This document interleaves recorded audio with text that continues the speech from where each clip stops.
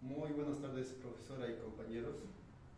En esta oportunidad voy a realizar el trabajo para esta semana. El tema que yo he escogido es los cuellos blancos del puerto en Perú, que se ha dado a conocer gracias a un reportaje y a los audios brindados por IDL Reporteros. Este problema se suscita en el año 2018-2019, que de hecho ya ha sido desarticulado, pero que ha tenido bastante impacto en nuestra sociedad. Es más, incluso jueces como César Inostroza han estado inmersos en este problema. Pero dicho esto, pasemos a desarrollar nuestro tema. Primeramente, los cuellos blancos del puerto de Perú. ¿En qué contexto se desarrolla este tema? La organización operó en el Callao, conformada por autoridades políticas, empresarios y miembros de la Policía Nacional. ¿Y cuál era el modus operandi de esta organización? Pues era el cobro de cupos a empresas de transporte para que su mercancía entre de manera ilícita e ilegal a nuestro país, y así eviten el cobro de aranceles, el cobro de impuestos. ¿Y quiénes lo lideraban esta organización criminal? Pues el ex asesor presidencial Rodolfo Orellana, a su vez incluía lo que es a su hermano Jaime Orellana, ex jefe de la SUNAT, a la policía fiscal, oficiales de la Policía Nacional y también empresarios de transporte. Esta red de corrupción pues estaba bien estructurada, con roles definidos, y su alcance llegaba no solamente a nivel nacional, sino también internacional.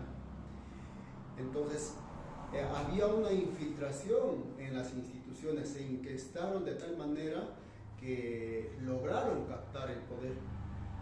Entonces, dicho esto, pues frente a este problema hay la necesidad de crear lo que es una reforma para que nuevamente se restablezca el orden de la justicia en nuestro país.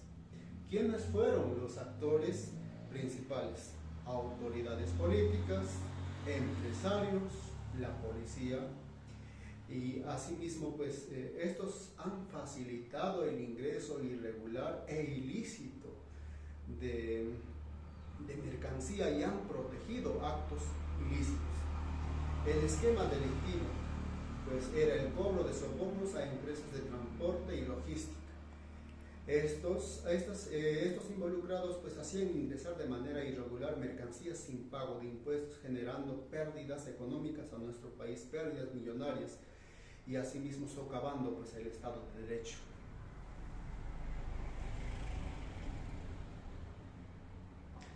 Grave caso de corrupción involucrado a diferentes actores. Este acto de corrupción involucra a diferentes actores y es una de las más grandes uno de los más grandes actos de corrupción en nuestro país, en Perú. Involucra a autoridades, como ya les dije, políticas, funcionarios públicos, empresarios, miembros de la Policía Nacional. Y estos van a violar de manera flagrante las leyes y van a abusar de su poder. Los integrantes de la red criminal violan leyes peruanas y abusan de su poder. Estas autoridades políticas y funcionarios públicos traicionan la confianza que el pueblo les ha brindado para que pues cumplan una función a favor de la población. Estos empresarios a su vez evaden impuestos y aranceles para obtener ventajas desleales, y la policía, en este caso los corruptos, brindan protección a estos actos delictivos.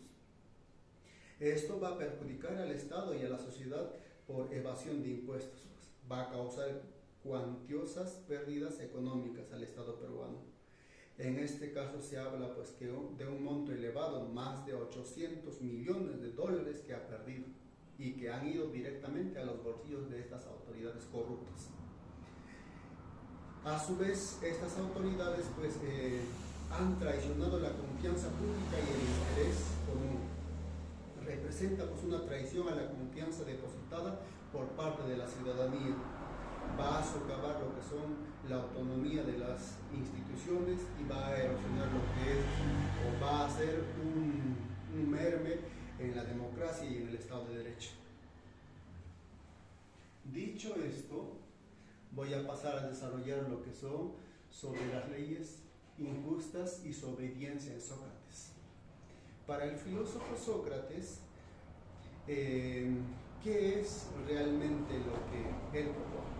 Creía que la obediencia a las leyes, incluso si parecían injustas, para evitar el caos. ¿Qué dice Sócrates? Que nosotros, así sea la ley justa o injusta, debemos cumplirlo, de lo contrario puede suceder una anarquía. Sin embargo, en el caso de los cuellos blancos del puerto, pues las autoridades corruptas violan las leyes en beneficio propio, traicionando los principios del Estado de Derecho. Este generó un caos en la institución y va a socavar los cimientos del Estado de Derecho. Entonces, los cuellos blancos van en contra del pensamiento de Sócrates. Pasamos a lo que es los conceptos de democracia y corrupción y el buen gobernante en el pensamiento filosófico de Platón. Entonces, en el caso concreto de los cuellos blancos del puerto, voy a hacer una relación entre Platón y lo que ha sucedido en relación a los cuellos blancos. Pues para Platón, la democracia y la traición se habla en cuanto a lo que es la referencia al filósofo rey. ¿Qué dice Platón? Que un buen gobernante, una buena autoridad tiene que ser filósofo para que luego sea rey. En este caso, pues las autoridades del puerto, en este caso los cuellos blancos, merman todo este principio, ¿no? Encarnan lo que es la figura de la corrupción y la falta de virtud en el ejercicio del poder. Van contrario al pensamiento filosófico de Platón. Sobre la democracia corrupta y el buen gobernante, en lo que es el pensamiento de Aristóteles, sobre la justicia y la moral en la ética Nicómaco, perdón. Entonces, ese es el tema que voy a desarrollar en esto. Entonces, Aristóteles tiene un libro que se llama Ética Nicómaco, que es su hijo, ¿no? Y lo dedica a él. En el caso de los cuellos blancos del puerto, es un caso de corrupción que viola los principios éticos de justicia expuestos por Aristóteles en su obra Ética a Nicómaco. Según Aristóteles, la justicia es la virtud completa y la injusticia es el vicio completo. Entonces, los involucrados en el caso de los puerto, pues demuestran una manera injusta y corrupta en su actuar. Estos violan y vulneran la confianza que el pueblo les ha dado y van a anteponer lo que es sus intereses en vez del bien común. Sus acciones representan una total ausencia de virtud y justicia. Este caso constituye una violación flagrante a los ideales de justicia que Aristóteles pues habla en la Ética Nicómaco. Los cuellos blancos encarnan lo que es la injusticia y en su forma más absoluta, actuando de manera desleal, corrupta, viciosa y completamente contraria a las virtudes que deberían guiar el ejercicio del poder y la función pública. Entonces, como ya hemos visto, también los del puerto o el caso de los cuellos blancos se van en contra del pensamiento de Aristóteles. Para los contractualistas, sobre el Estado y la corrupción, tenemos a filósofos como lo que es Hobbes, John Locke y Rousseau. Los contractualistas van a hablar de un Estado donde haya división de poderes, haya justicia, haya participación ciudadana y todo ello.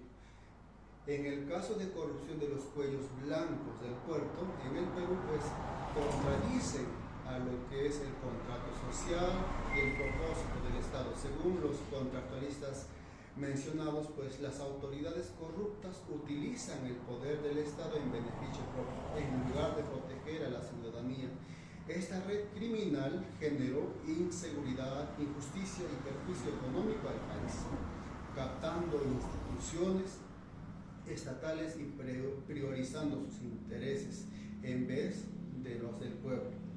Entonces, se van también en contra del pensamiento de los contrarios sobre el deber moral en Kant. Immanuel Lora Kant, filósofo, también nos habla pues de lo que es la corrupción, y en el caso de los cuellos blancos del puerto pues violan los principios morales de Kant. Actuaron en contra del imperativo categórico. ¿Y qué es el imperativo categórico? Es la ley moral, la cual debe guiar a las personas para actuar bien. Guiados por su codicia y el enriquecimiento personal, los cuellos blancos pues transgredieron, socavaron nuestra sociedad y el Estado de Derecho. Abandonan el deber moral y el respeto a la ley universal. Esto demuestra las consecuencias nefastas de la corrupción y el abandono de los principios morales propuestos por Immanuel Lora Kant. Dicho esto, paso a expresar unas conclusiones que yo he podido obtener. Primeramente, para evitar este tipo de actos de corrupción por parte de nuestras autoridades, debemos fortalecer la educación en ética y valores cívicos. Que una persona respete a su país, practique valores, sea consciente de a quién está representando y a quién va a perjudicar con sus actos. Asimismo, debemos implementar controles y rendición de cuentas estrictos, ya que muchas autoridades hoy en día estamos viendo cómo se involucran en estos actos delictivos. Por ello, debe haber la Contraloría y otras entidades que realmente fiscalicen a estas autoridades. Fomentar la transparencia y la participación ciudadana en plebiscitos, en reuniones, etcétera, donde se dé a conocer a la ciudadanía sobre cómo están desenvolviendo sus funciones nuestras autoridades. Asimismo, reforzar la independencia y eficacia en el sistema judicial. No podemos permitir que jueces como César Inostroza sigan llegando a estos cargos, ya que estos solamente ven su lucro personal y no ven el interés de la población. A su vez, debemos promover la colaboración entre el Estado y la sociedad para dar a conocer estos actos directivos, y también entre lo que es la sociedad y las empresas, porque hay muchas empresas que están haciendo corrupción y nosotros como ciudadanos debemos darlo a conocer. Dicho esto, muchas gracias.